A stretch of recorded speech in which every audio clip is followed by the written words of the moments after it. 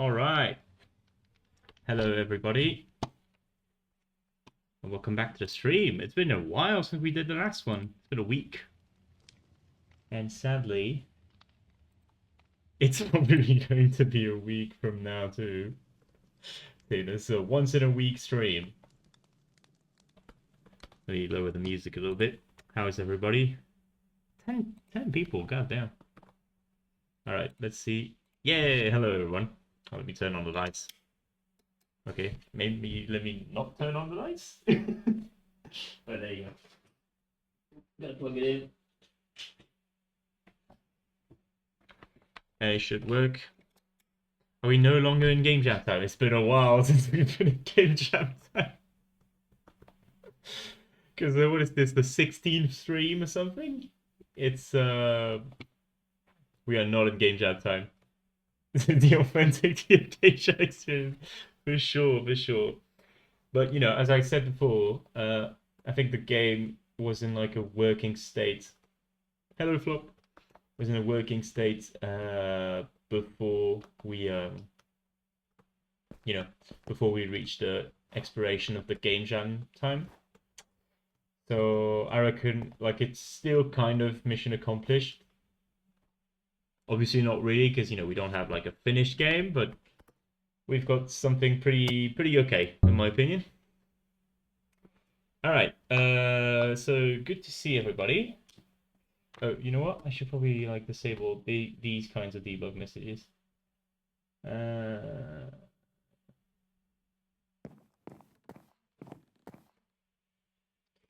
You just know this guy is going to change the whitelist to like enable himself in. Forget him. Oh no, okay, maybe he's not. Oh, Mr. Sound, you fix it. Okay, good. Ay. Speaking quiet, what? Okay. Let's also just lower the sound a little bit. I think that maybe the music's still a bit too loud. There you go. All right. Okay, so last time we had a quick debacle on the tree falling animation. So I am not sure where we left it off, but I think we wanted to improve it in a way that the text, the falling blocks. Yeah, we had something like that. We never finished.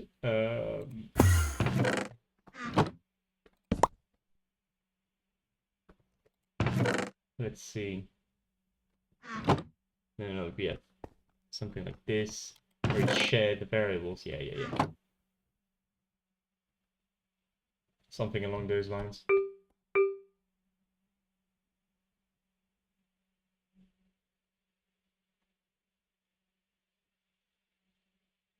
Yeah. Okay.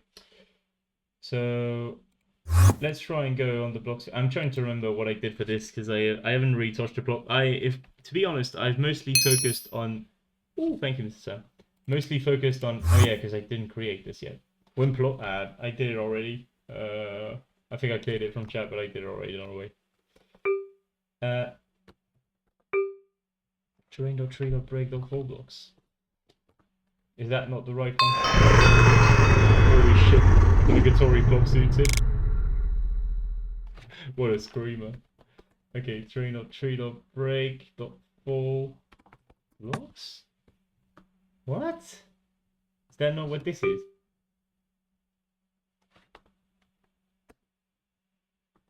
What the fuck? What's going on? Terrain.tree.fall. No, .break.fall blocks. What the fuck?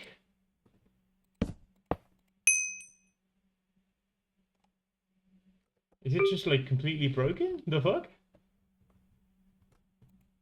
Okay, I guess it's fixed now. What the hell is going on? Okay, whatever. So we have this, which is, yes, I remember how I wanted to do it.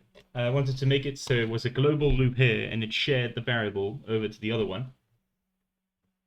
So here we repeat while the tree falling condition is 1. You know, we'll just do something like that.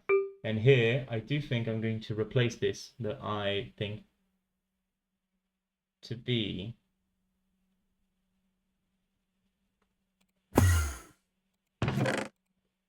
like repeat while,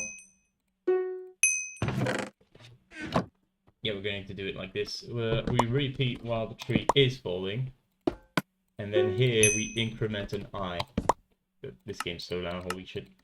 That's better. Yeah, I should have noticed when I got the notification. What mods do you have for coding? So the mods I have equipped right now, you can see them here. Mostly the mod that I use for the visualizer is this one, Milo mod. What's great about it is that it shows you this text display here. You can't edit it, and it is kind of broken in 1.21.8, which is why there's no like official version out yet, I think. But it's a really great mod, and I can't wait till Milo pushes an official patch for it. But I did get a nepotism version in the meantime. Yeah, it's a pretty great mod. I've gotten really used to coding with it. I do think CodeClient with the chest peeking is a strong equivalent to this. Basically, just the ability to see what's inside your code without clicking the chest is pretty. It's pretty good. Is it? That's good. You may notice also, and I do this every time. I talk about it every time because otherwise I get it pointed out. I have a free cam and I have an X-ray. X-ray is really situational. There's no good reason to get it. I got it for Vault Versus because there were like data blocks scattered somewhere. But for FreeCam, I do recommend getting a FreeCam for coding because when you want to do like effects on yourself, etc., being able to like look at yourself from a third perspective like this is really useful. And just a quick reminder from a mod that you're allowed to have these kinds of mods as long as you don't use them to get yourself an advantage in play. It's completely fine to use them for your own plot in build and dev, not for your own plot.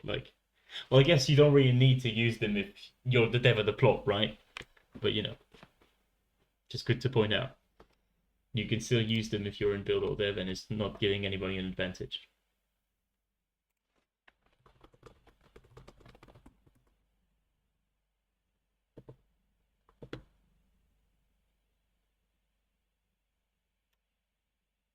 Oh yeah, right. Oh, I guess that's the new like idle mod. Oh, sorry, idle mode that was implemented recently. I think I saw some debug messages about it in beta. Maybe they're working on some AFK mode or something.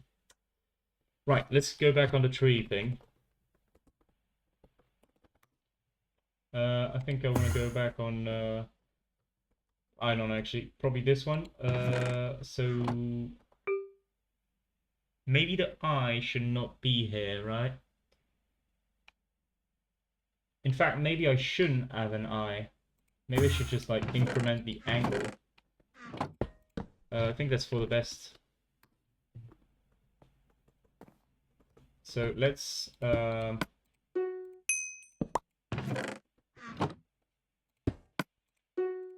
do this. Angle inc. We augment angle inc to be like the acceleration of the angle or something.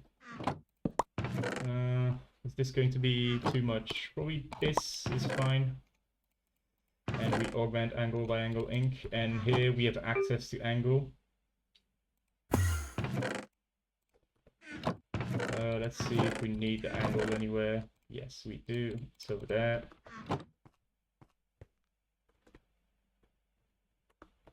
Now, this should make an infinitely spinning tree. Which is not what we want, obviously, but with the blocks thing, hopefully, or maybe with just this, right, we can do some check.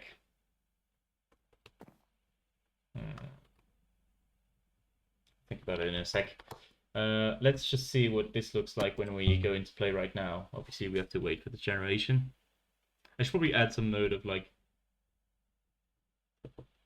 I should probably add some fast generation mode or something. But that would be a bit janky. It's not really long run, so I'm not sure about actually implementing it. Right, let's get that.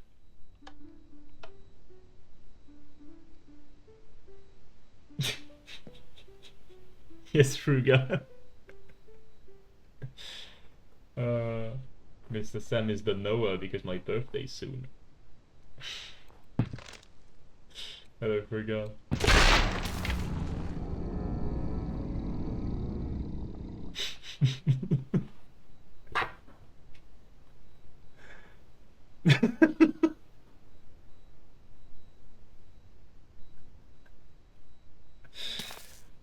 Oh my god.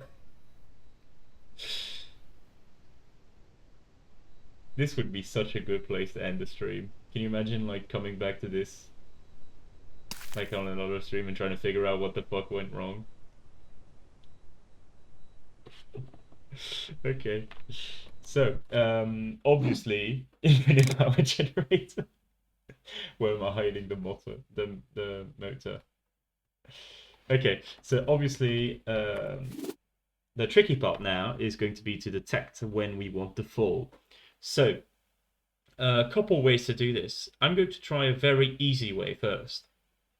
The first one I'm going to try is just to have something that's ray casting from the yeah, that would be a good clip. Is to have it raycast from the stem location in the direction of the tree bark. And when it encounters a block, as in like when the location is less than the total tree length away, which does require us to like compute the total length of the tree, right? But I don't think that's going to be too hard. Is it? Not sure. We'll see what we do. But yeah, I think this might be a good first system, mostly because I don't think we want to actually. It's a good first system for like a stop condition. The problem is we eventually want the trees to be able to break the ice, right? And that requires doing a check on every single leaf tree, every single leaf block. Which I don't think is really ideal, is it? So, not sure. Not completely sure. I think we might have to do some global checking. Now, ideally, I would appreciate if the check for block breaking and for block stopping was only done on the outer leaves. So say I like broke the tree like this, right? The thing is, you would only want to run the check on leaves that are along these lines, right? Maybe this one too. You know.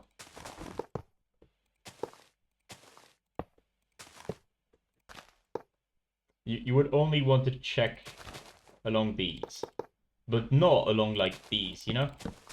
Because these would be useless. They'd come after. You don't really need them. So if you do it like this, right?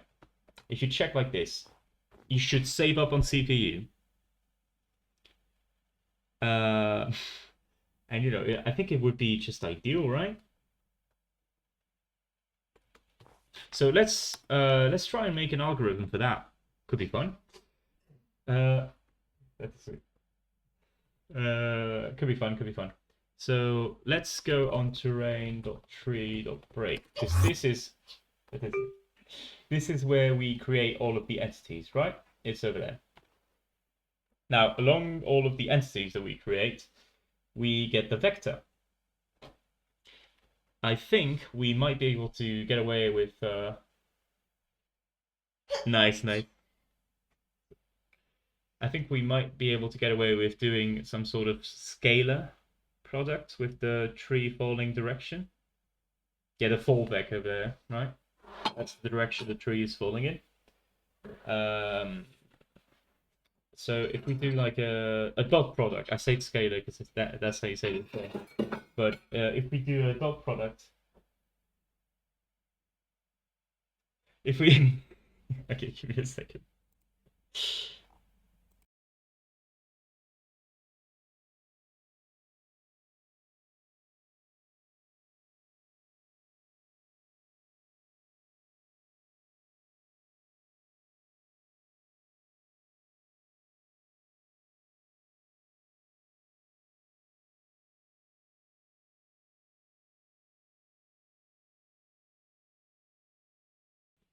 Yeah, I was over there breaking dishes. All right. Yeah. So as I said, if we do a dot product between the full vector and the the vec without the y component, I think we should at least get the part of the tree that's necessary, right? But that would include like the bark too. That's fine, right? We can get away with that. It's not gonna be that many blocks anyway. It already eliminates a bunch of them. Completely fine in my opinion. Okay, so terrain dot tree dot break. Okay, so collision check we're going to call it. So collision check over there. Oh, even better if we get some more space. So we're going to do the usual trickery. We take a function, we move it elsewhere, we forget about it. Okay. So over there, we want to set the y component of vec here to be 0, which means that after normalizing it, which I believe we can just do like this, right? Yeah. We can do a dot product between the collision check and the callback over there. Right. So if you don't know about the dot product is an operation in mathematics that you do between two vectors and it outputs a number. So basically, say you have let me use these for the demonstration. That's fun. So it's basically a number that tells you how aligned two vectors are. So and we're operating here on the basis that they're both of length 1, which is why I normalized the one earlier. Otherwise, it multiplies by the length. It's a bit messy. Anyway, if the two vectors are like identical, it's going to output a dot product of 1. If they're like facing in a perpendicular manner, with a right angle, it's going to output 0. And if they're the other way around, it's going to be output -1 because they're opposite direction, right? It's basically like an alignmentness kind of number. You know what I mean? So this is very useful to us because by just by doing the dot product between the direction the tree is falling in and the direction of the leaves, we get to see if the leaf is in the direction that you're falling in. So it's pretty damn useful, and this is why you guys should follow your math class. Because with your math class you can learn to do stuff like this pretty easily if you're familiar with the concepts. But obviously I'm not saying that every math class is good. I mean, I do think every math class is good. Maybe not every teacher, but you get bad teachers everywhere. It is what it is. I don't know. What do you guys think? Are you guys I have no clue what you guys' backgrounds are, but do you have some bad math class experiences or something? Alright, maybe we check if it's above 0.5, so it's going to be like an angle like this. Should be fine. And as a quick check, let's just make the entity glowing, right? Could be fun. Just to see which entities it highlights.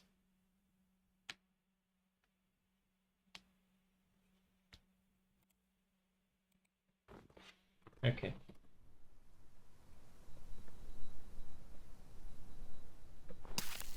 All right.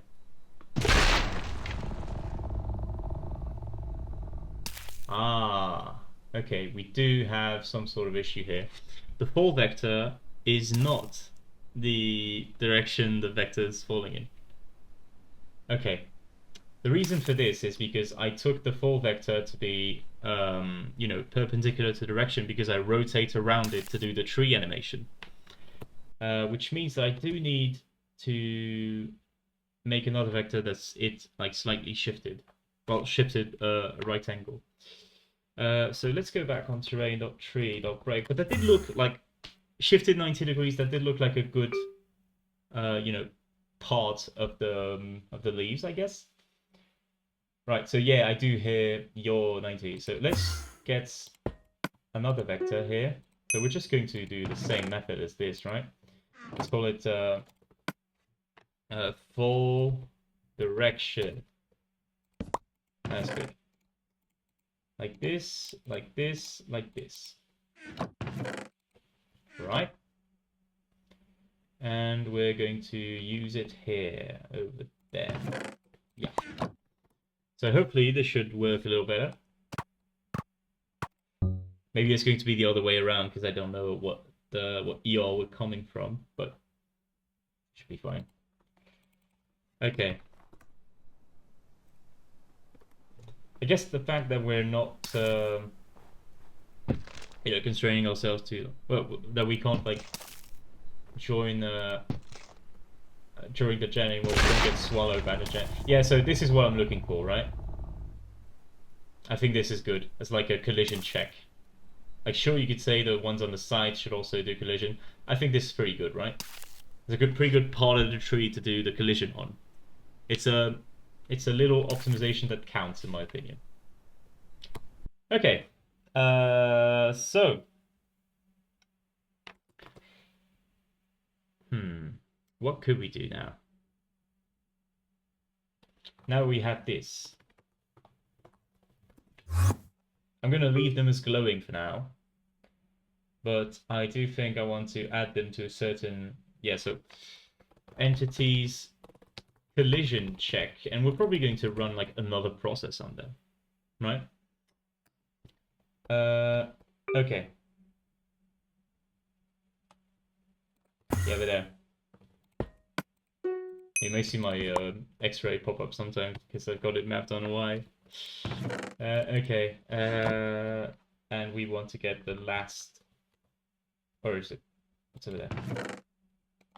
Yeah, this one. UID. Okay, and obviously we want to create that list at some points. Over there. Right, now terrain break for blocks, and let's just make another one called terrain.tree.break.full collision. Right, so let's also set it to share with no targets. Now, the question is, how do we code this in an efficient manner? Couple of ways that we could code it.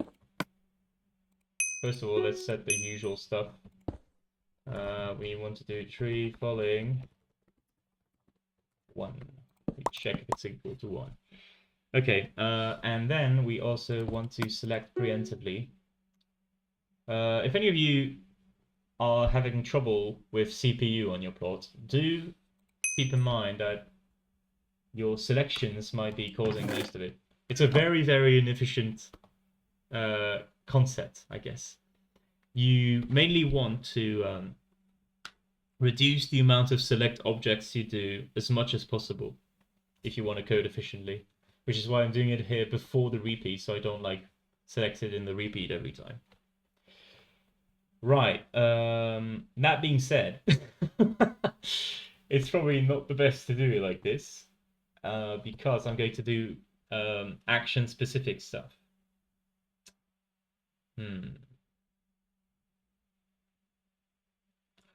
We're going to do this differently. We're going to go back on terrain.tree. Because I'm taking my turn, Lisa. Cutting funding. You know, it's funny that you say that considering you're like one of the only people in chat not being a sub. Oh yeah. Right. No, let's do it on this one. Right. If we can do for each of the people in chat who isn't sub. That's what I said. Should be banned from the server forever. Well, I don't know who made select object. I know who suggested it. My name might ring a bell for those of you that are on the more ancient side of the Diamond Fire community. Sanders is the one that suggested select objects in the beginning. I don't think he intended for them to be low quality. Did Jerry make the select objects? I don't know. Right. So if we repeat this on every single entity, in the beginning, that's a fucking go-to me. Holy shit. Right. Elite ball knowledge for real. Right. So I think we've got %UID vec here, if I do remember. Terrain, tree, break. Or is it over there? So we do set it. It does need to be shifted by this to be the center of the block. I have heard, yes. I think it's a good thing to do this because it was a bit... No, it's definitely not a visco. The mod's a bit janky. Okay, so let's just set vec like this, right? Let's add vectors. Actually, we can do this outside of the loop, because... No, it's definitely going to change. Okay, hold on. No, wait, no. This isn't going to change. And then we want to rotate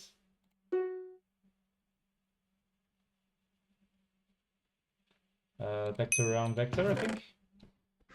We call it probably this if you want to do an alternate version.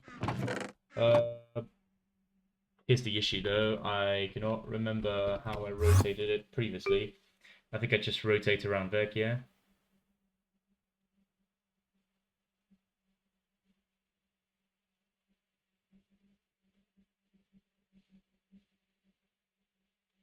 It's just fold vec and angle, right? Should be pretty fine. If we do it like this, you should get the location pretty good. So let's do like a particle check. Actually, hold on. Here's how we're going to do it. We shift on vector, the lock of vec. We want to get from the stem lock, which I don't think we're passing yet. Terrain, tree, break.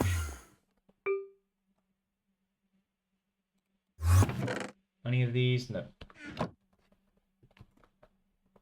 Am I not passing the lock?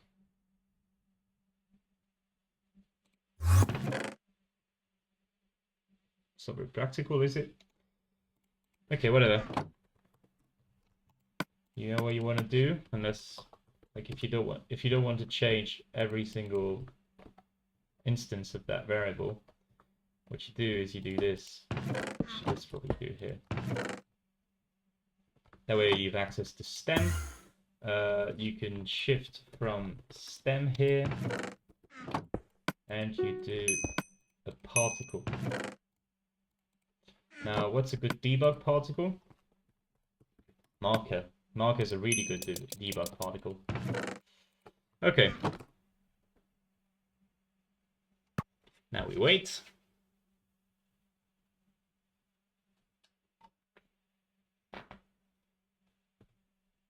Marker, yes.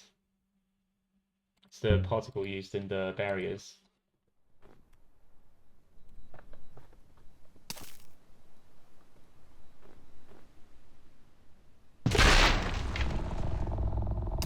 Right, and here you can see that it's drawing after these blocks, which is exactly what we want. It does a neat little graph too. Dude, out of context, this must look so fucking silly.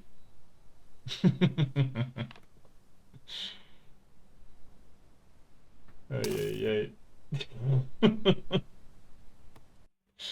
Okay, but the locations are correct, which is exactly what we want. Right, so now let's optimize it a little further. Let's go back on our collision thing. We want to round off the location because we're testing for blocks, remember? So we remove the location, we remove the rotation here. And what we're going to do is we're going to do checked blocks here. We're going to create. Where the hell is my function? We're going to create it right before we start the loop. Over there, yes. So those are the locations that we already checked. Basically just to not like do a check twice, right? Anyway.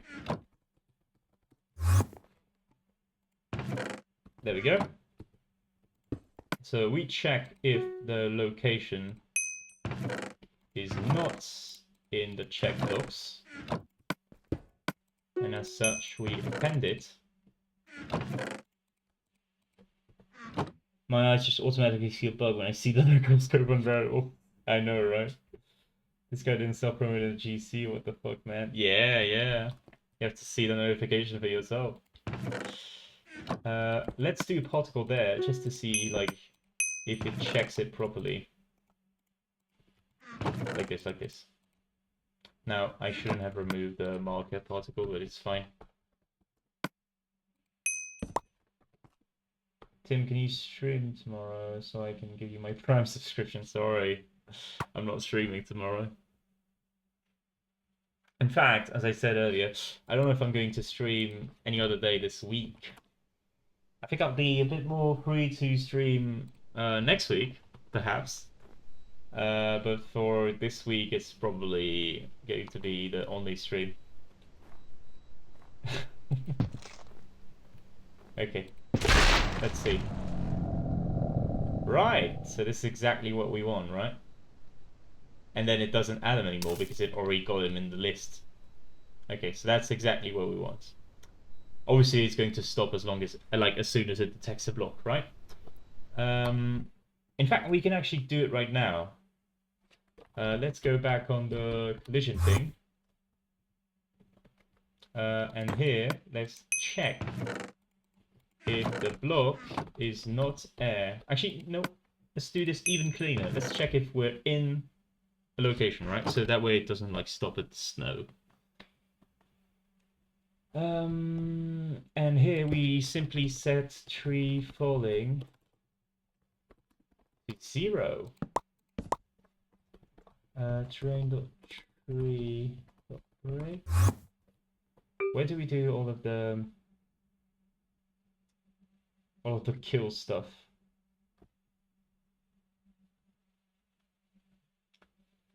I think it's in 4 blocks, right? We didn't move it. Honestly, that's fine by me.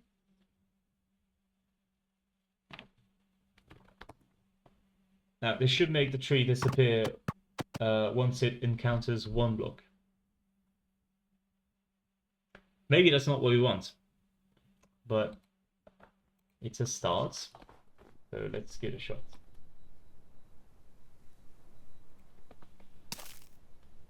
Yeah, you know what? I never really fucked with Duolingo. Alright.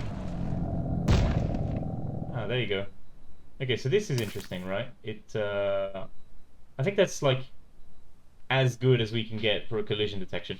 I think what we're going to do next to like have some penetration factor on the tree so that it doesn't stop as like 1 bit of leaf that touches the ground.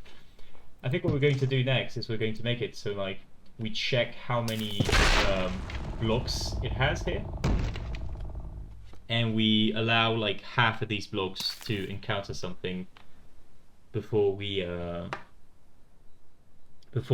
collapse the tree, right? So let's maybe implement something like that. So in collision here, let's see. Let's go back on terrain.tree.break, and we have entities collision check here. Here's what we're going to do. We're going to do something like this. We're going to get the list length of this. And we're going to call that block threshold. Right, and we're going to divide it by 2.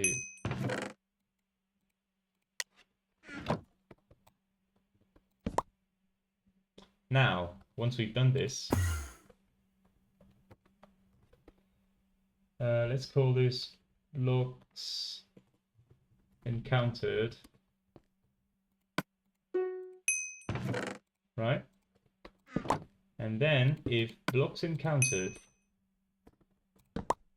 is above block threshold, right, so there, then we stop the tree.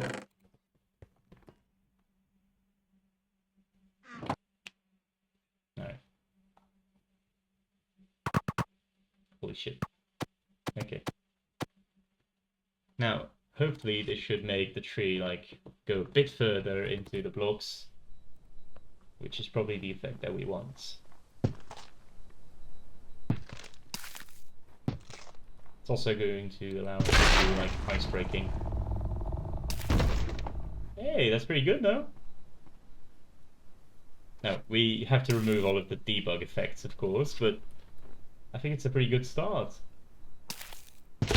This shouldn't have much penetration here. Yeah. A camera shake. Come on. Okay, let's go back on terrain.tree.break. I mean, I think camera shake could work. I just don't know how to do them well. I never took the time. Okay. Let's remove the glowing. And let's remove the particles. The explosion effect from Commando 64. That's a pretty good one.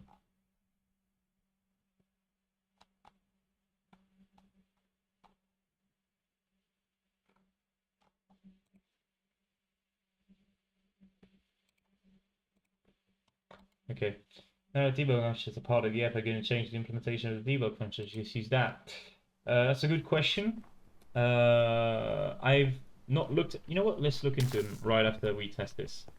But from what I remember, I checked them and I found that like they send messages across nodes and shit, which is not really what I want. Okay, so this is pretty good, right? Only if owner is selected. Yes. But like, yeah.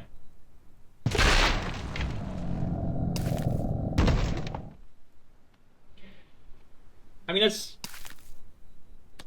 pretty much what I want here, right? In terms of falling animation. Now it adapts to the terrain and shit. Now, it's a bit janky, and I'm not sure why. I think I have some idea, but I'm not sure. I think it's because since we're running the animation and the angle incrementation on 2 different loops, it's not synced to the same tick. And that's not very good.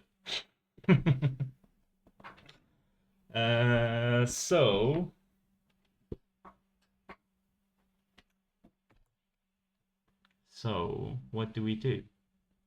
I think we separate the technical angle from the visual angle.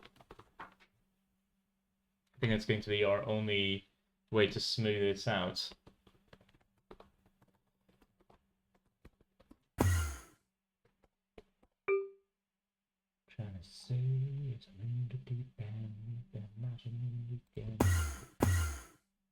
Right. That one.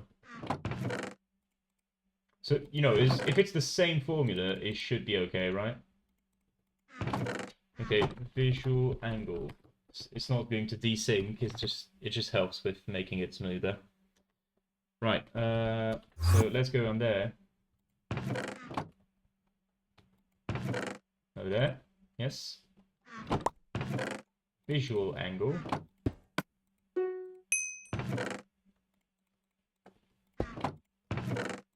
And let's increment this here.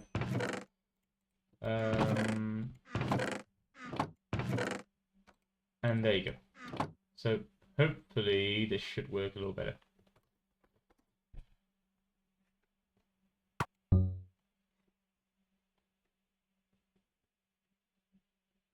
But yeah, I guess I could switch out the debug message with the old one. I do like your function though. Come on. The late night ping. It's my late night ping. Also, the particles probably aren't helping. Yeah, it's... Oof, it is laggy. Yeah, it's me, as you can see in the tab. Okay. Hopefully it gets a little better. Anyway.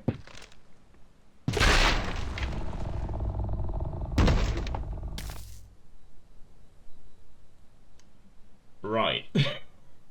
Okay. Yeah, that's probably... that's probably not what we want. What the fuck, man? What did I do? Fix your math. You're correct. Like, what's wrong with that? What?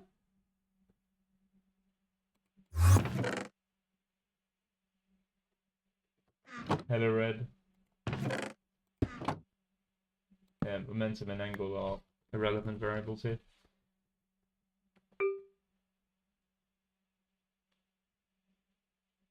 Fucking GC is here, holy shit. Yeah, so what's going on here? Ah, I think I know. I think I know. The problem is that we're selecting all of the entities here.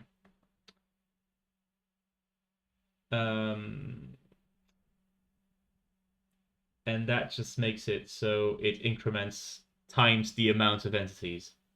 So that's one of the main problems with select object. Okay, it's a bit jank, but one way to do it is to make all of this be tied to the entities. Visual angle. I stopped floating in my chat, holy shit. Yeah, this should fix it. Ooh, good question.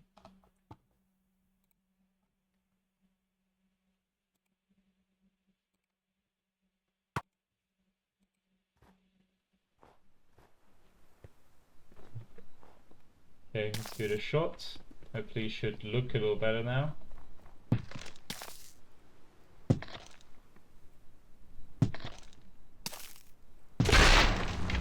Yes.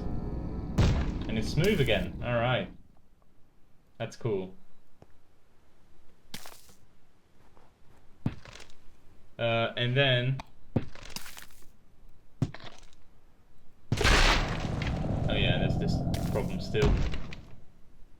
I do think we want to make the tree falling a bit, like, slower though.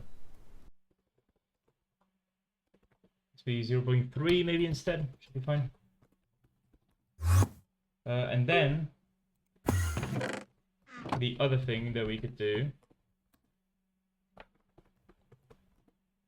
What is this FNAF ass music, by the way? I've just been letting it run.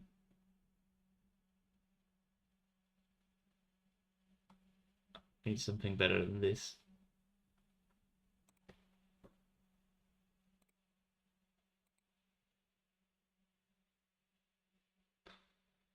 What do I have in my playlist? This is probably good. Hopefully. No. This isn't. Maybe this is. It's Peach Pit. Should be fine. Okay. Let's go back on full here. Let's make it this.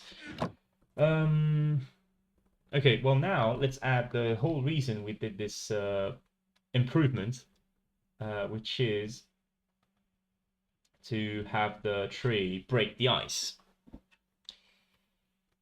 So, yeah, like this. These are the ice blocks. Let's go on collision up there.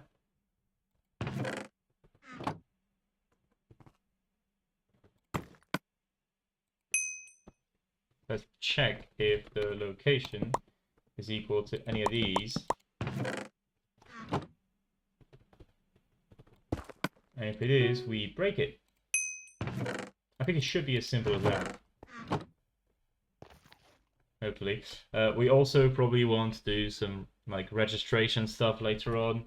Like keep track of the ice spots so that they can regenerate.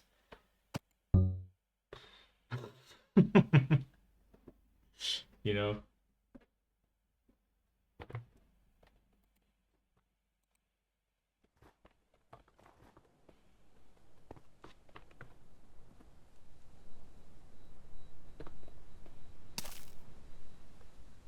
Alright, this is an ideal tree to test this out. Hopefully now we should have axe breaking. Also, it's just going to break the ice, it's not going to place water now that I think about it.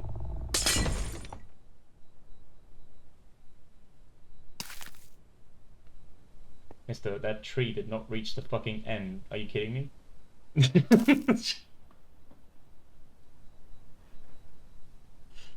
Oh yeah. Okay. What the fuck? Is it like that out of sync? It can't be, right?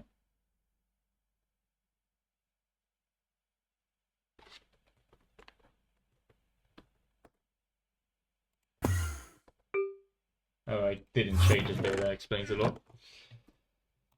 Okay. Okay.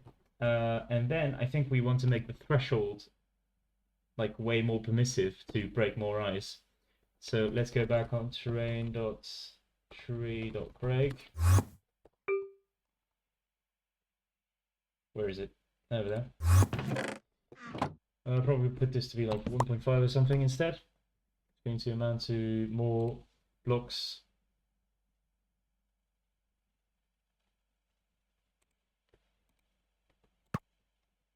Okay.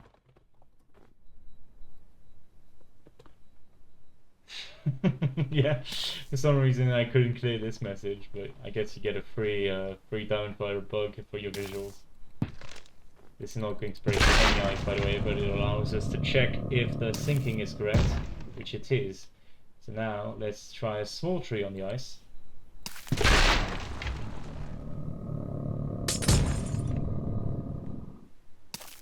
Honestly, that's fine. Right, and we're going to place water over this. Let's find a tree close to the water, just that we can see. Yes. Come on. Holy shit! Calling for shit, holy.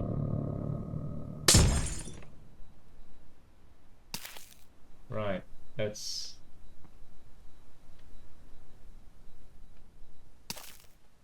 That is not all of the blocks, holy fuck.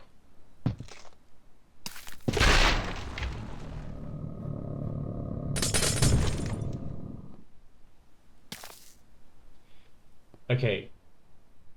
Do you guys think that it should stay like sparse like that?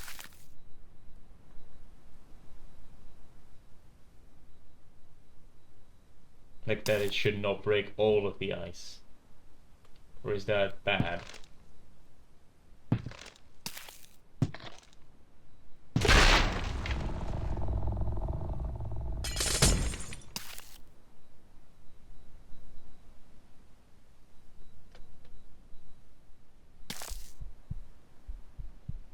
What do you think?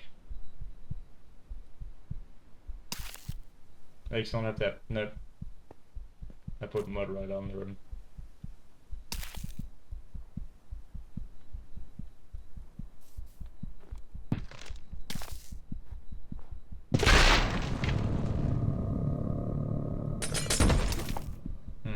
Okay. No, I would have said yes, but it feels a tiny bit unsatisfying.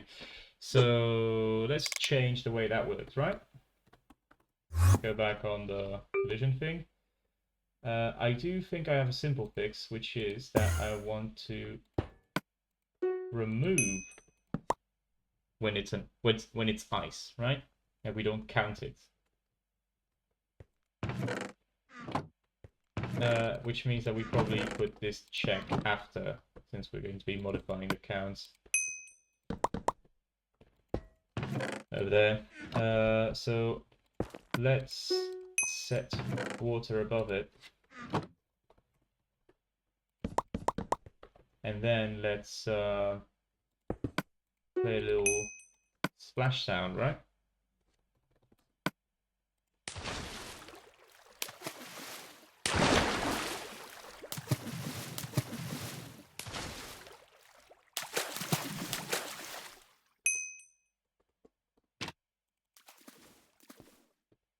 Yeah, sure, that's fine.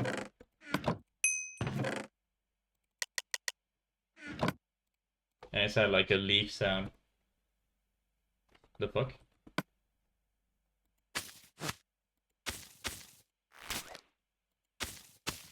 It's a good leaf. This is a good leaf sound I found. I think though we probably want to like play this every time that like a block encounters something, right? That'll sound good. Probably way lower there, like this. What does the litter sound like? Good question.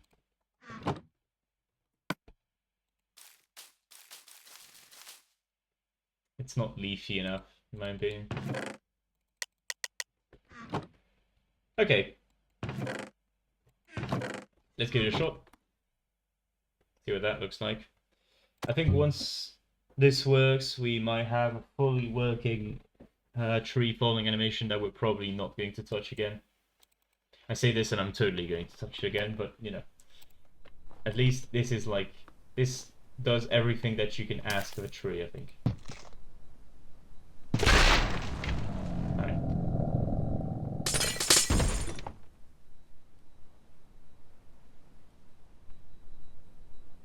Okay, this is pretty good, right? Like, this is what we want.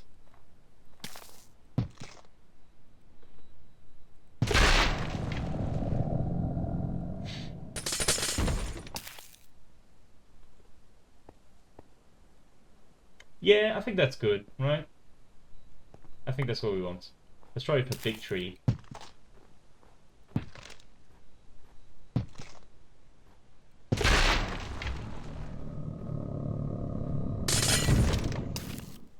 Oh yeah, that's pretty good. I guess it's unsatisfying that this doesn't break anything, but I think it's a good shape. Like it's a good ice break shape. There's holes in it, but I think it's fine, right?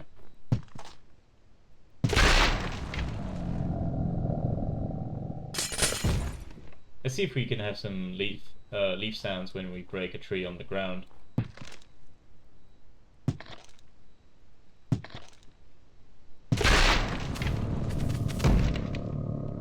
Oh shit! Oh, that's pretty cool. It encountered the other tree. What the fuck is that? Did somebody place a sign on the tree map?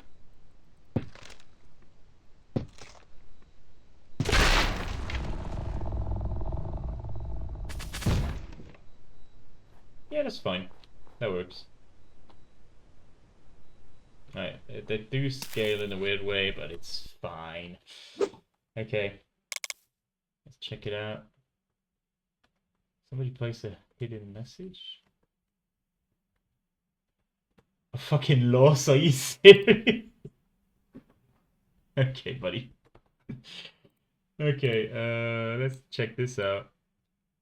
Oh, I guess you guys can't see it for some reason.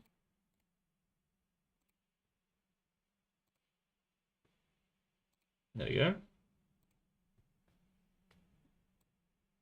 It's always lost. Yes, it is. Um, yes. Shit. So that's one less thing to put on the checklist. Big stuff. No, it's medium stuff, isn't it? So ice breaking, I guess. Oh my god. Are we not going to be able to scrap anything?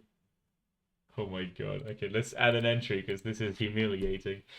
Tree, better tree breaking. Better tree falling, collision. And we technically have ice breaking. And now we can move on to sifting, which should hopefully be very, very easy, right? Oh, and you know what's going to be fun, right? Let me pull this off. Okay, come on, yeah. Okay. Um, if we get a ball, you know, we use this for sifting. We might even be able to use something else. But if you guys have better ideas, feel free to go and tell me. I do think I'm going to use the ball for now. Ooh, maybe the chainmail helmet. No? It's like a, a hollow thing, I guess. What do you guys think? The chainmail helmet could work. Not sure. Let's see if you could root. Yeah, I guess that's kind of the thing. Maybe a disc could also work.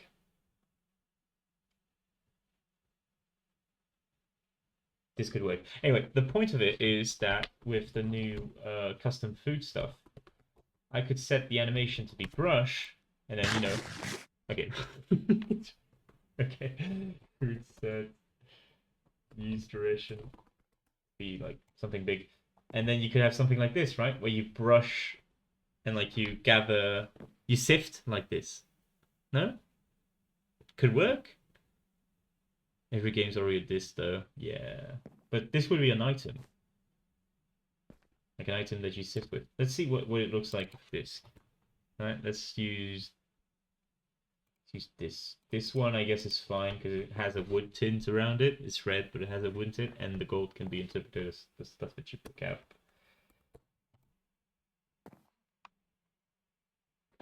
I guess it works. Not sure about it.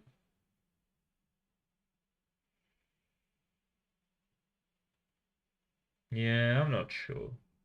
If we had something a bit more wooden, maybe you could get away with it, but... Or I guess we can have a disc like this one or something, and have it be crafted by clay. You have to bake it. It's not too bad, actually, is it?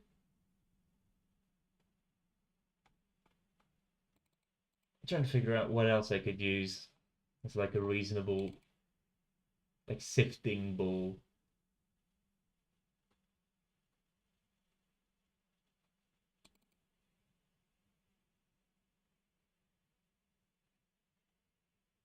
I mean, like, the scaffolding again could work. Maybe the flower pot. The scaffolding could work if it was flipped upside down, maybe. Okay, we're not going to kill ourselves though. Holy shit. Ooh, it's pretty good though. Yeah. Yeah, for a clay recipe, the flower pot is, I think, a bit better. I am a kind of a fan of the music this though, to be fair, because it's more flat, which sifting bowls usually are, to my knowledge. Hmm.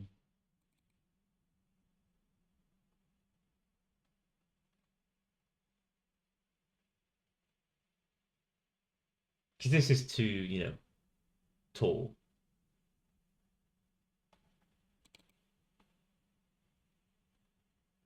With an invisible offhand item.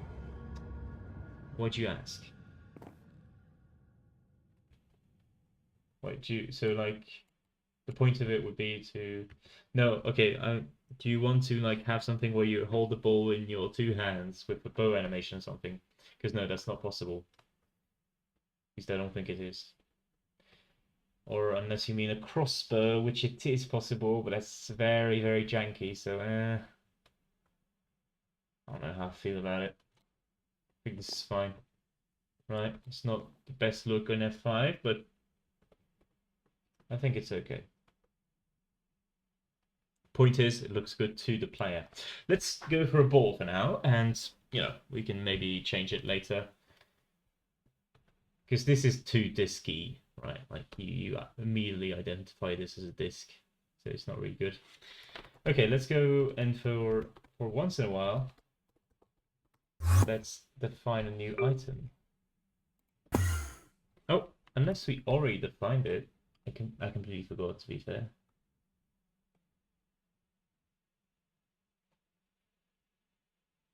No, I don't think we did. Okay. Items dot shit dot item dot init. Okay, we call this sifting bowl.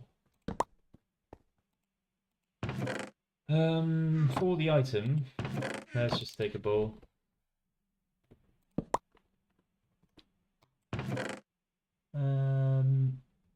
Types. It's a tool, and for durability, let's give it like 100. Oh wait, what? Items dot shit.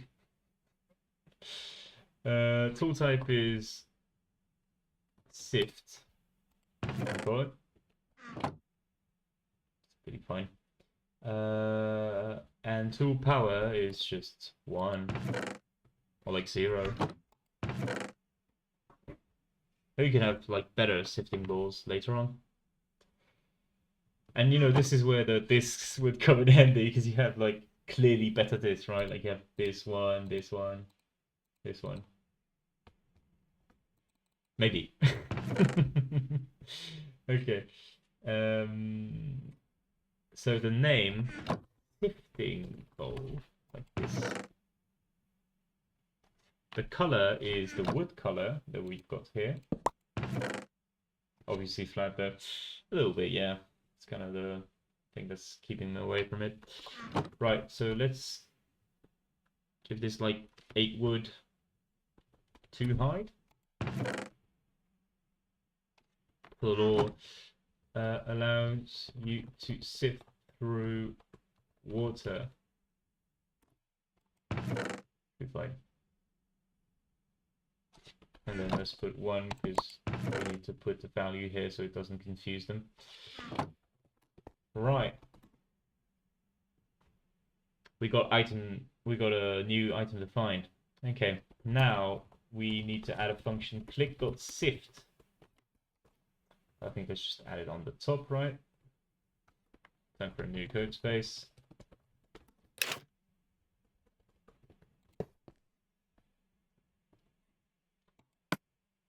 Okay.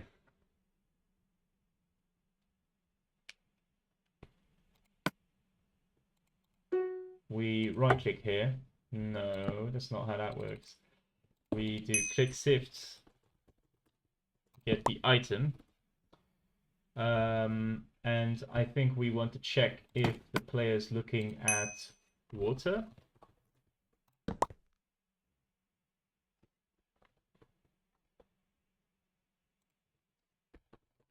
Do I pass the location in any of these? No, I don't think I do. So click block, I guess. Is this going to work? Or does this phase? It probably fades through the water, not gonna lie. I don't have something like target liquid. Come on.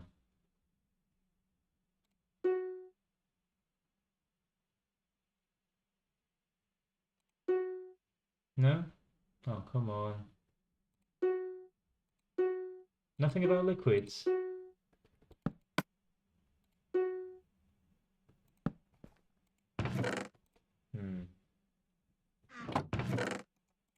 Let's just like print it in chat. Sifting. We have to wait.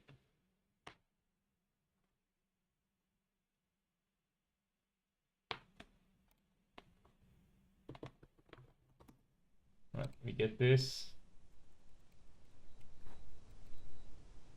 Okay. It's not printing anything, which is a bit worrying. Oh, it's because it's on click.tool. Oh my god. Okay, click.sift is not it. It's click.tool. Which is over there. So we check here that this is sift. And you know what? Let's just call click.sift here. Pass it the item. Should work. We're not going to have a sift type anyway.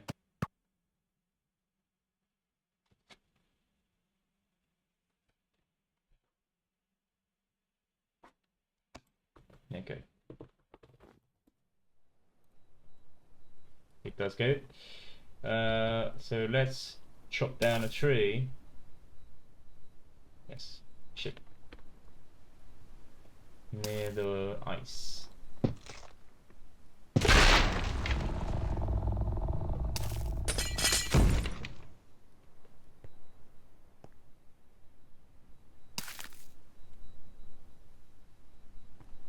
No, it's not. Well, okay, if you stand far enough away, it is. But here it's not because it's aiming for the block below it. So I think we're going to need to do some raycasting bullshit. Yeah. Okay. Just to be sure, though.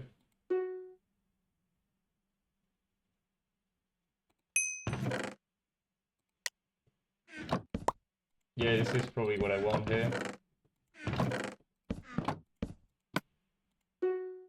He's looking at... It's been a while since I used this. Okay, detect fluids. And if the player is looking at... So I get water buckets. And here I assume that means that we're going to be sifting. So let's just like take it as granted so that we don't have to run another test.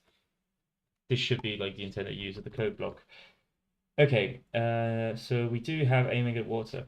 Let's take a quick detour at items.init.item.init.tool. And let's just add the brushing animation to the sifting tools.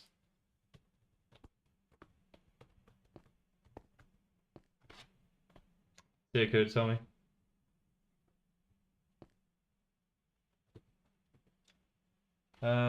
Once we've got this,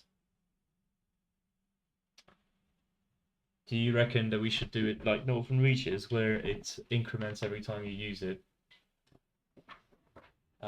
Increment some sort of counter, and then I'm trying to. Sorry, my cable just got tangled in. I think we can just do that. Yeah, should be fine. Like here, we just do sound defaults, sifting, progress. Let's make it more random though. That's always fun. Let's do finish. Let's cook up some formula. Let's do a random here. Sifting progress like this, right? That should be fun. And then you want to check if finish is above 5. So it gets more and more is likely. Maybe not above 5, but above like 3. There's like a minimum of 3 and then can go on afterwards. If it is, then we set sifting progress to 0. And here, let's just do this. What's a good sifting sound? I know qxeii used the gravel, but I'm thinking that maybe we can use something different. What do you have for natural blocks? Maybe mud.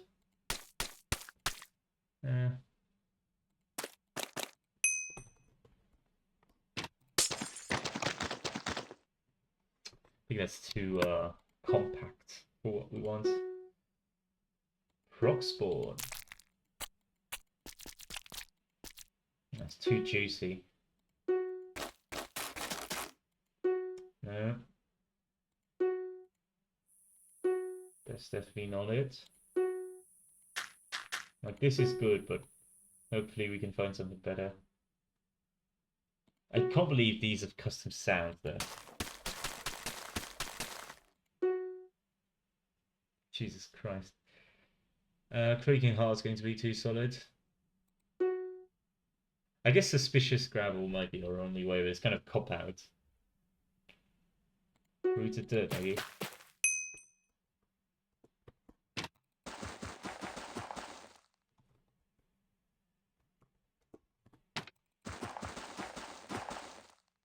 Yeah, sure, whatever.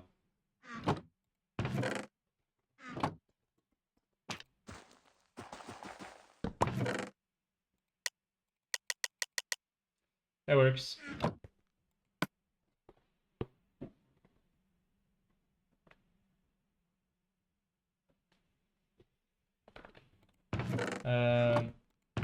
Now, if this is done, then I think we could do some sort of plop. Doesn't Sniffer have a thing for like pulling out a block or something? This is probably it, but I'm trying to see if there's something else. Okay, stop it. No.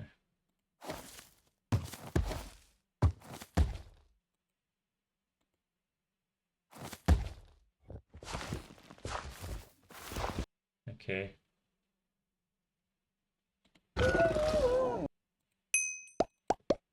Yeah, it's probably good. Right. Twitch plays Pokemon. What's that?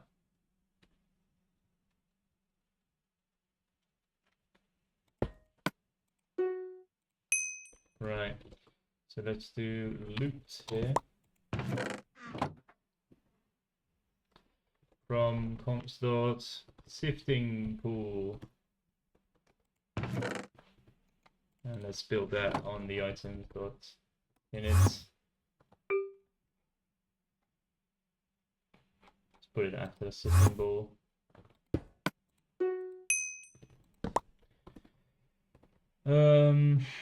We have sift. Sorry, silt. I don't know why I say that. Silt, and what other fun stuff could we do? I do want to do some very, very mean thing, which is to include the iron ore. This is going to be so useful later on, but like at a very, very low chance. Let's include clay. Clay is crafted with silt, but you know, maybe you can obtain some right there. Right? Let's make silt like abundant. Have a tiny bit of clay, and have one iron ore for of that. That's piped into control the game and control the game. Oh wow, interesting. I think I've heard of that concept before, but going on for years. Holy shit. Right, so we random the loot here.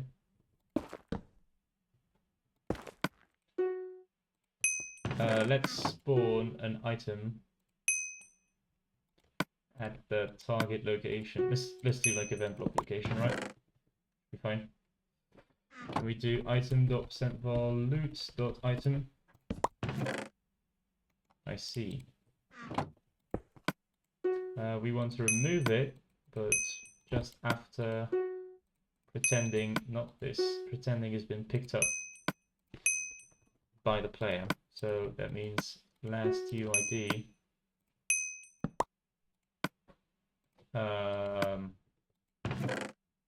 Yes, and collector. Hello, Rixie. Like this, yes. So this does the animation. Then let's do item.give to the player of loot. Fine. And I think that's it. And then we also obviously want to make it. We're coding sifting right now. We obviously want to make it so we item.damage here. Takes in the item.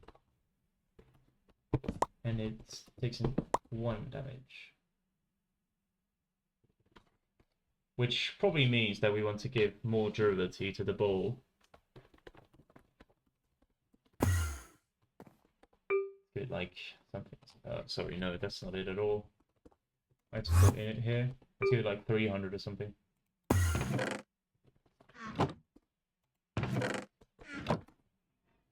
Alright, let's test it out. Should be pretty straightforward.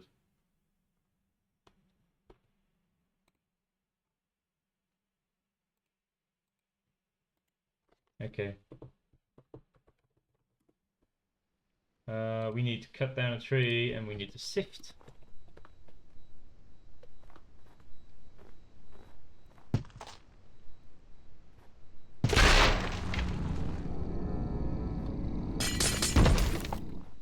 Right. And then let's give it a shot. Oh, I guess it doesn't. No, it doesn't like keep doing it. Shit.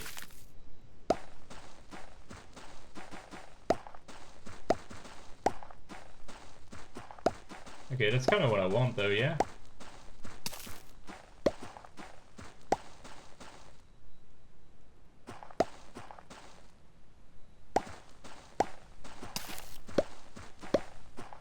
Holy shit, already?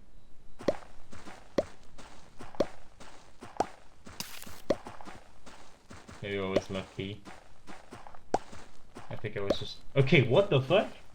Never mind, I need to make iron rarer. Okay, but yeah, that's sifting. That's what we want.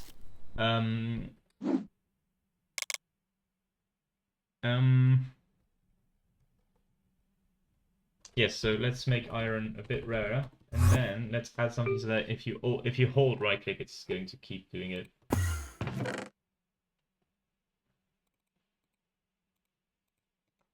We need to put this all the way over there. Like this. Probably just make play a tiny bit more common here. I think we can maybe have something here. Holding right click keeps sending in the event, so it should just work, right? Apparently it does not. Because if it kept sending the event, we would just make it repeat here.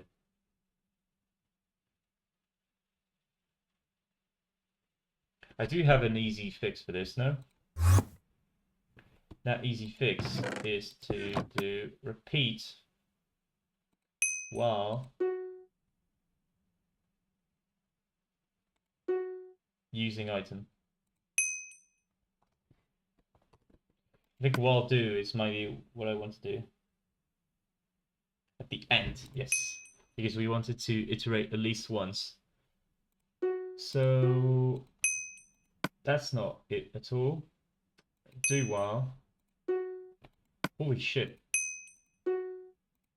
If the player's using the item, the event item.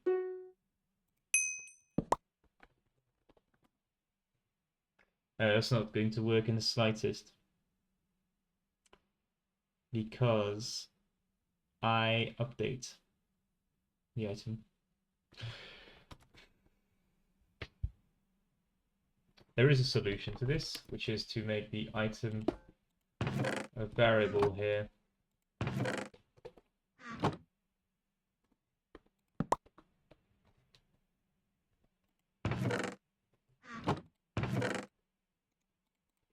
So while we're using this item,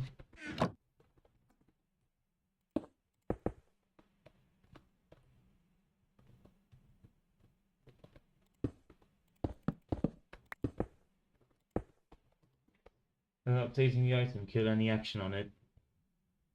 No, because this is a loop.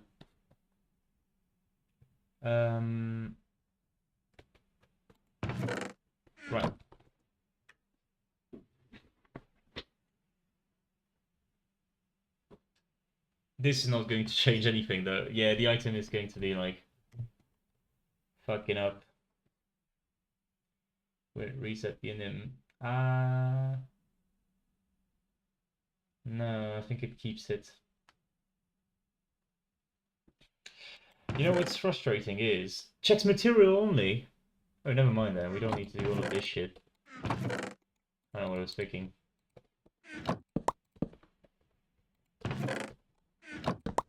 That's king of overcomplication. Holy. Yeah, this should work, right?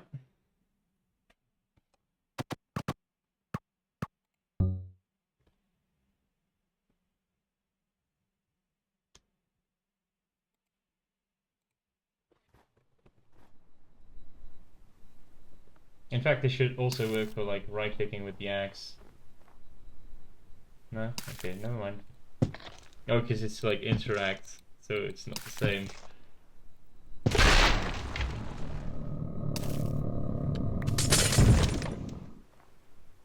Okay, let's give it a shot.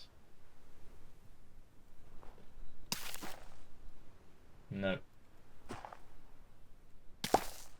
I guess you were right, it does kill any action on it. It's kind of weird though, right? Because it's like, oh, maybe I need to add like a weight 1 or something. But I did add a weight 1.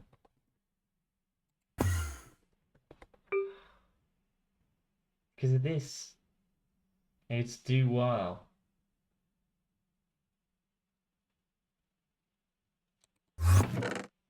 And it is using item. Oh, yeah.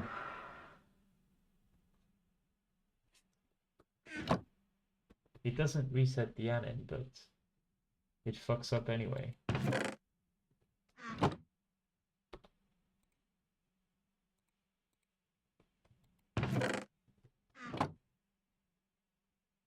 What for?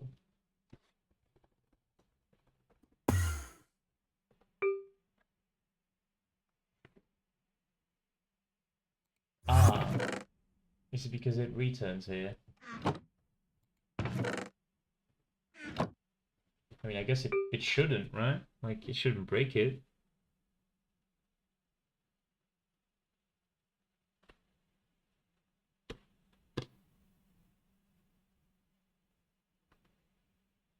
It doesn't end anywhere, it ends here, but it's not the right tool type.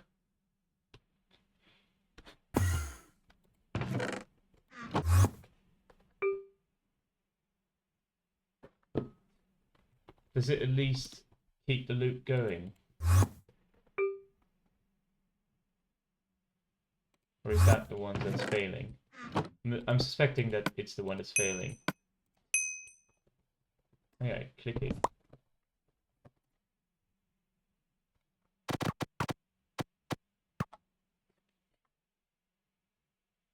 What surprises me is that I did this before, so there's no reason that it shouldn't work.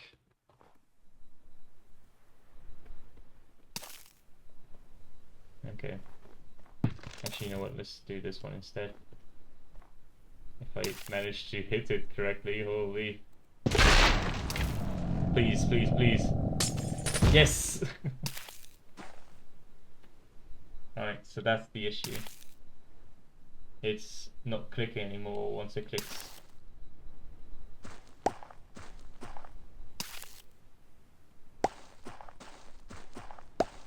But why?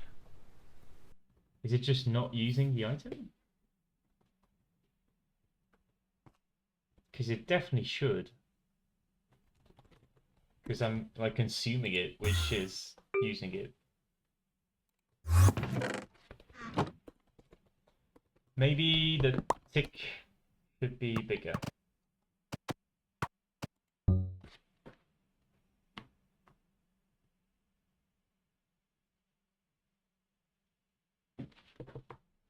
Okay. Actually, we could just test it like this. No, that's not it.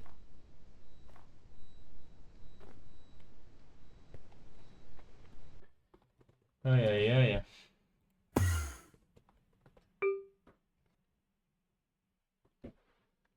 guess we could do like an artificial loop, like a recursive loop, but that's a stupid way to do it. I'd rather just do like something like this. Is it the do while fucking me up?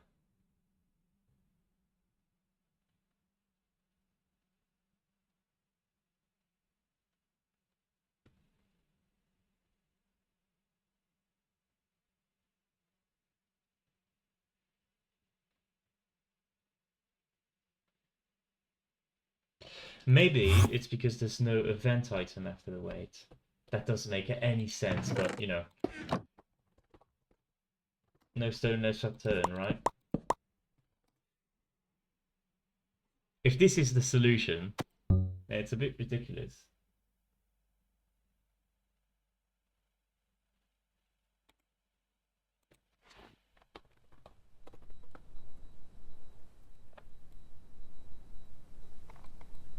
No, it's obviously not it.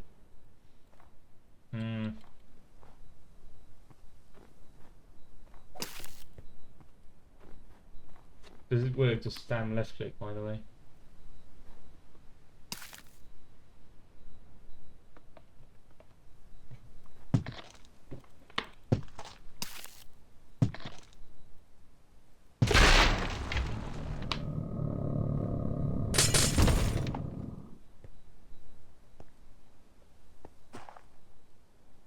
No, I guess it doesn't. Weird.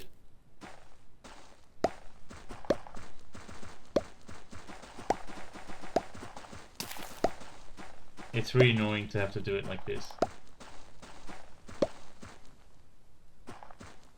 Because this would be like a great way to do it.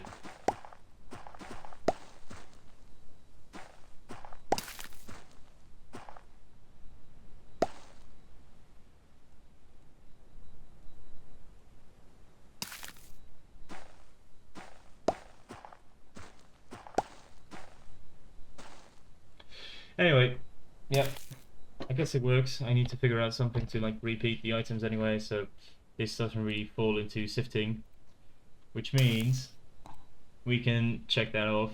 Okay, can update the Jura when the player stops using the item. No, it's not the Jura fucking it up, I think. At least it shouldn't be, because the use, like the if using item checks for the material only. So it's something else. I'll look at it in my own time, I think. I don't want to spend too much more time on this. What's a good thing that we could do? I mean, I guess we could do fishing now. Yeah, that makes sense. Maybe we can do like dying, respawning, etc. Welcome back, Coda. Coda, tell me, what the fuck did I say Coda for? Holy shit. Yeah, true.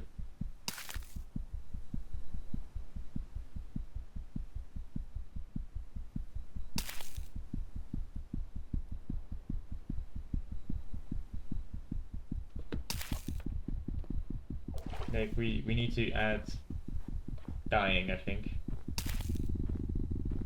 Holy shit.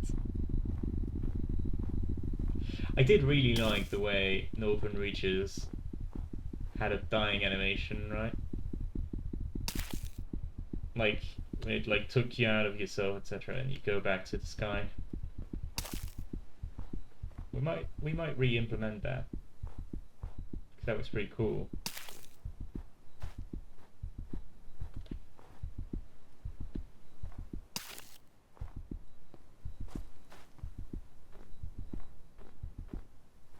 Trying to think about how I want to do it, because that does mean like that at some point I'm going to have to do the spawning entities for player type shit, and that's going to be a pain, I think. What poses do we have? Right? Do we only have swimming as a credible dying pose? Runs, evolution, action, death animation. What? It's so hard trust. Oh, do you mean like to take you up to the sky? Let me take off the checklist. It's not AI, is it? It's appearance. Set player pose is in here somewhere. Set pose over there. Standing, sleeping, swimming, sneaking.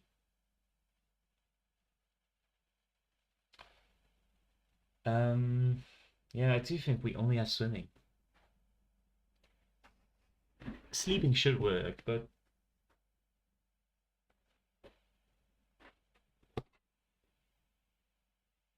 it's too janky in my opinion.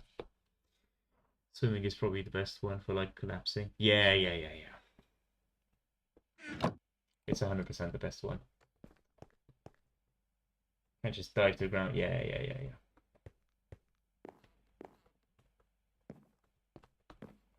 Okay, let's just do that. Player.def. Man, 64 is what the fuck is the what the fuck are these Jimmy the Knight sponsored comments? Okay, alright, player.def.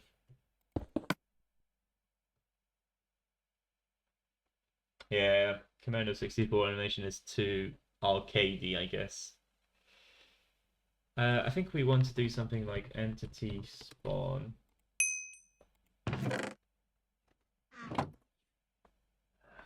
Percent default corpse.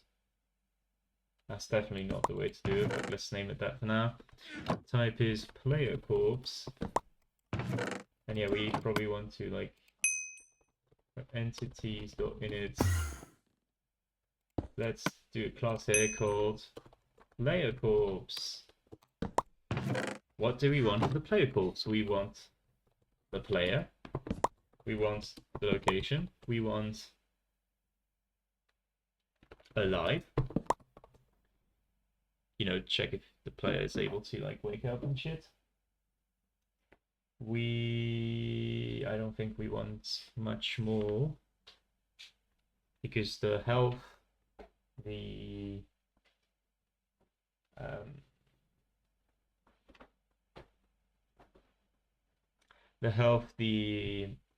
inventory, all of that is going to be handled by the player, I think. Player corpse, lock alive.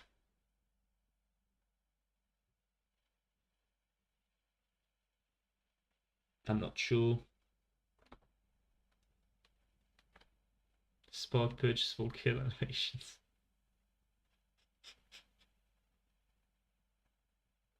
The fuck you think this is? Turf Wars? What else do we want for a corpse? I don't think we want much else. This should be pretty much it. Player.def. Let's go back to it. So player corpse to ID here. ID is going to be corpse underscore %var player corpse I, and we want to augment player corpse I.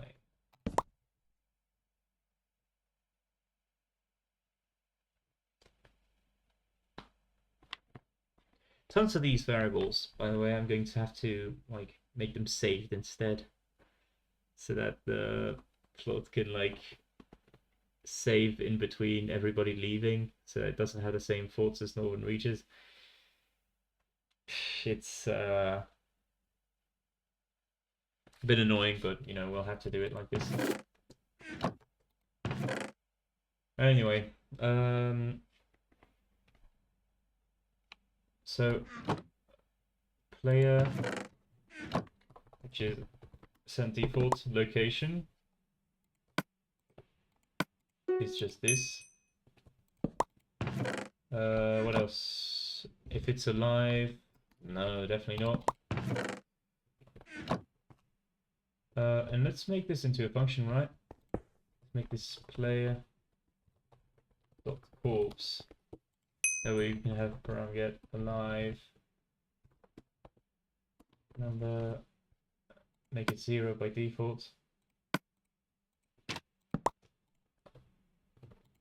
We call this like this, and it should spawn the corpse. automatically. On entity.spawn, I think we have... Which one was it? Spawn entity, yes. Okay, so spawn entity.player corpse.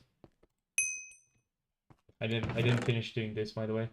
The class is player corpse, and the instance's ID. So here, let's check out all of these spawn entities. We need to get entity string and lock. So it's going to be pretty simple. We want to spawn. I think it is an armor stand if we want it to be correct. Yeah. Armor stand at the location. We'll probably put like the armor items later, it's fine. We disguise this as the player. Now, to disguise it as the player, we need to do... so we have game entity dot %var entity dot instance here. Let's make this a variable instead. This is the instance, so we need to do player corpse dot %var of this dot player, and this gets up the player name. Oh no. Will this work? I don't know if it will. And obviously we want to make it swim.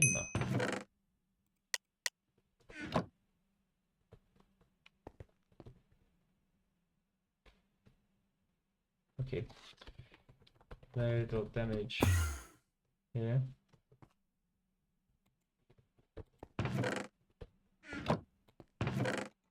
Alright. Let's just do simple if health is 0. Check. And we do player. Oh shit. Player.def. Right. And here we set the status to lobby. Let's not set it to lobby just yet, because I think this is going to instantly teleport us up. Which is not really what we want to do if we want to check if the corpse is still there. Okay, let's give it a shot.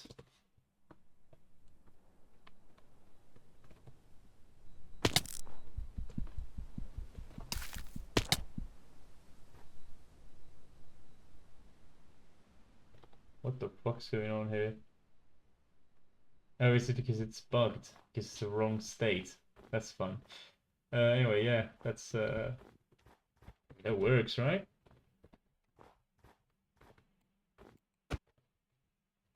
Pretty nice hitbox. Yeah, I think that works. So maybe let's try setting it to lobby this time. So it's not a glitch state. Obviously, we'll add like sound effects and shit. It's fine. Probably lobby is not what we want though. Like directly. I think you probably want to make it dying so that you have the, you know, the moving up animation. And then you set it to lobby. Anyway. It's time for mod abuse. There we go. The bacon you select the bacon.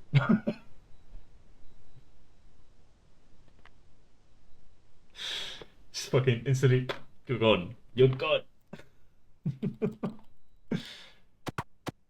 Oh my god. And I guess it doesn't let you pick anymore. The fuck?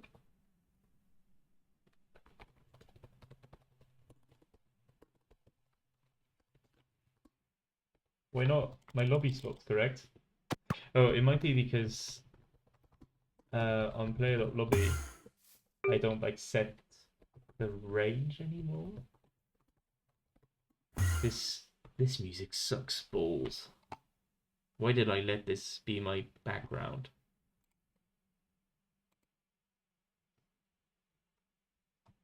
I gotta put some good shit.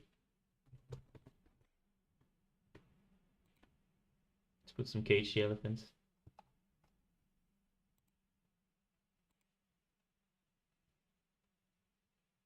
That's the video. Fuck.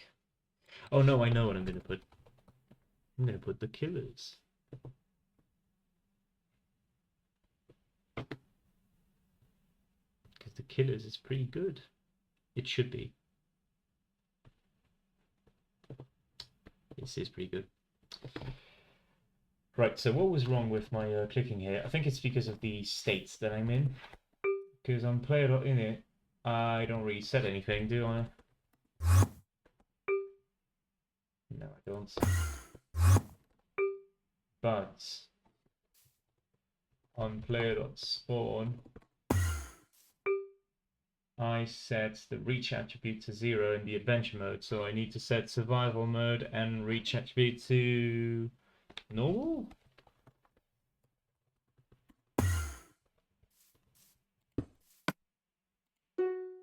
Survival mode and normal reach.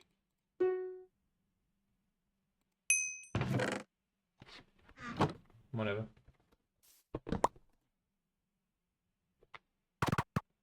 Let's see if the instant dying works now. Come on.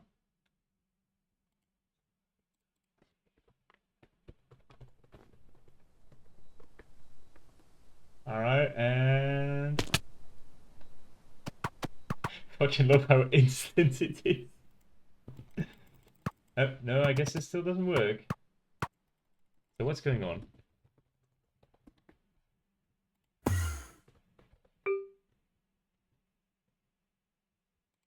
I do say set default status, right?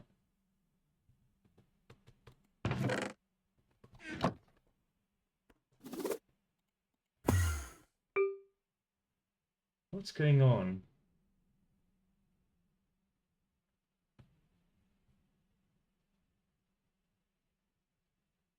Is it just not detecting the right click? Is that it?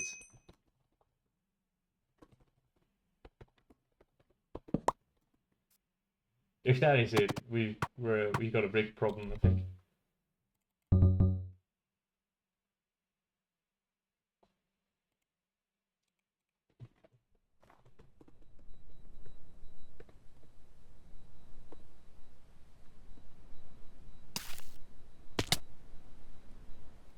Oh my god, it doesn't detect a right click. Why the fuck not? Come on, man, what the fuck? I'm in survival mode. Do I have nothing in my inventory? That might be it, actually. Oh, I don't reset the inventory. I put it on player init, maybe? No? The fuck? Player.lobby?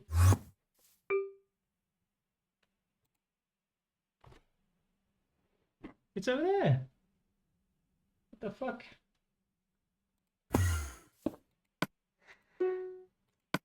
We need to clear the inventory.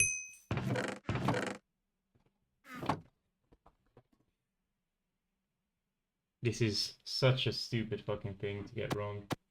I can't believe I'm stuck on this. Okay. Teleport up. Instant death. Why did he item?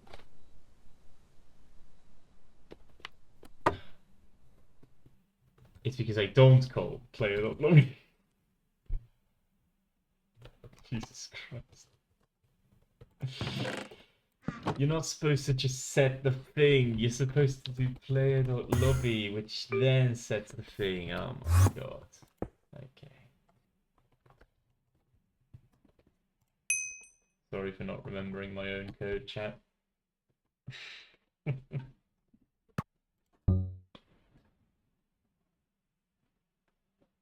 But it's good that I added all of this stuff. It's more rigorous, I guess you could say. Anyway, let's teleport up.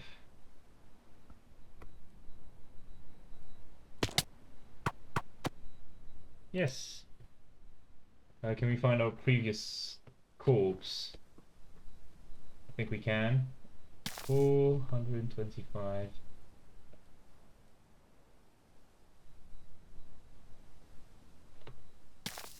125. 6,063. It's over there. Yeah, nice. But yeah, you'll be able to like click on that to recover inventory and shit.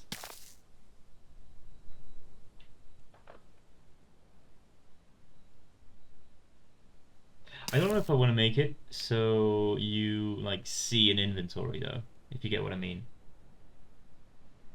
Like, I feel like it'd be twofold. One, it would be easier if you don't see an inventory for me, because I don't have to like do a big display and shit. And two, it'd be more realistic because you're like, you know, going through the pockets of the corpse, right? You don't like see it in a big neat inventory. Maybe like every time you click, it drops something. I think that could be neat, right? Like you're sifting through his stuff. It's a bit more disturbing, but I think it's neat. So yeah, this is instant death. Do we want to work on a death animation at 1 in the morning? I don't know if we do.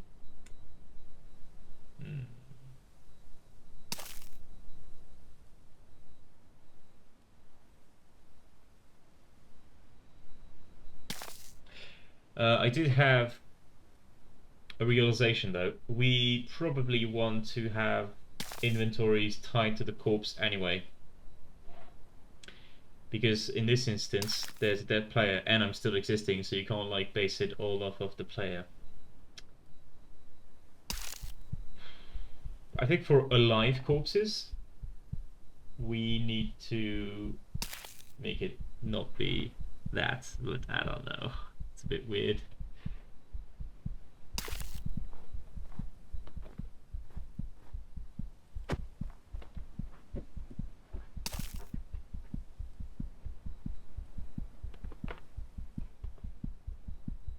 Oh, is it going to kill me if I run out of max health here?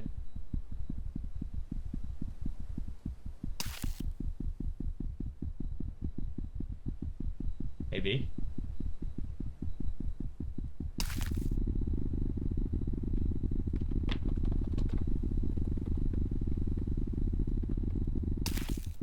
My health is 0, what the fuck?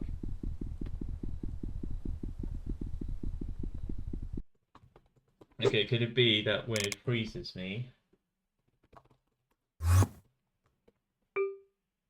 Change max health here. Does it not run player.damage?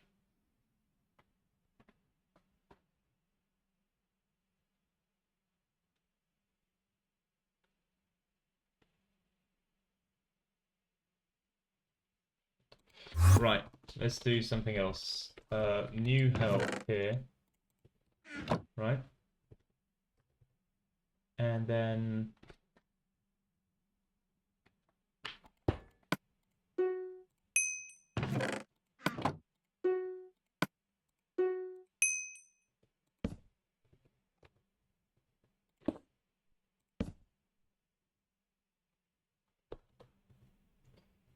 we check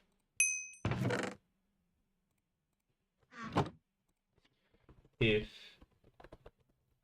the new health minus the sand default health, which means the new health compared to the old one, if it's lower, you do minus of this, should be negative. We check if this is negative, which means that you took damage here, which means that we do player.damage here. And we adjust this to be times -1. Yes. So this should like adjust the damage on its own without the capping, I guess. And hopefully it should make us die.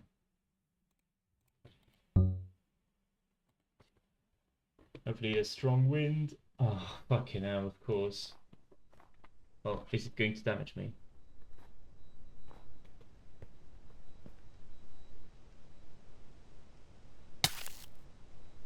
Okay, I think it does.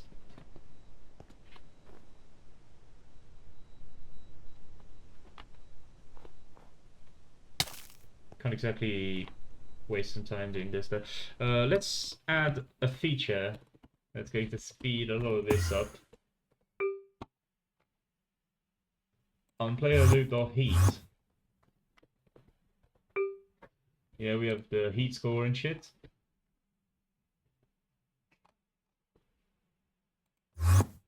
Let's make it so if you're standing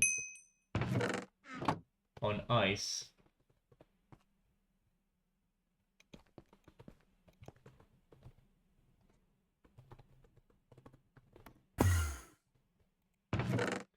if you're standing on ice, not looking at, sorry, standing on, then the heat score is just going to be an instant minus 100. Minus 200 probably. We want it to be very strong. And we return probably.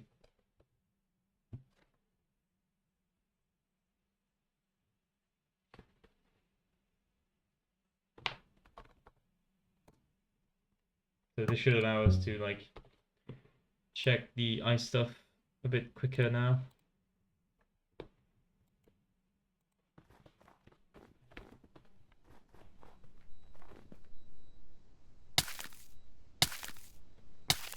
Right, it's the best we can do. It's kind of slow, right? Like, should it be this slow? I don't know.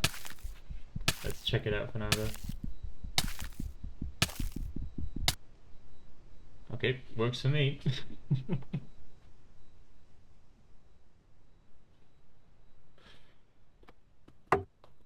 Okay.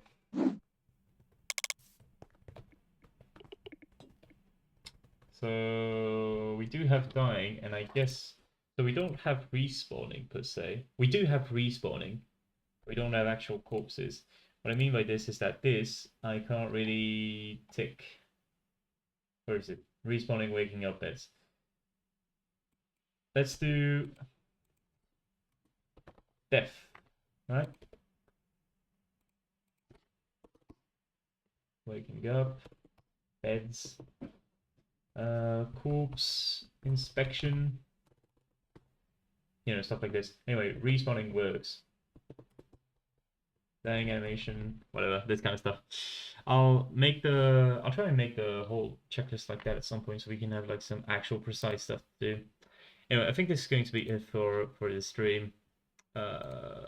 We've done a good bit with the tree and the sifting, I think. I do want to look more into this item stuff, but I think this is pretty good for now. So as I said earlier, I think it's going to be the only stream for this week because I've got a very busy week ahead.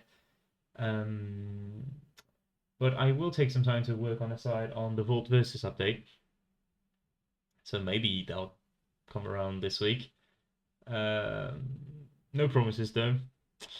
Anyway, hopefully next week stuff should start picking up some steam. I'm still trying to make the project work on the codathon, but you know, we'll see about that. Anyway, thank you very much for sticking to the end of the stream. I see there's still 4 people left, which is pretty impressive at this hour. Anyway, have a good night, everybody, and see you.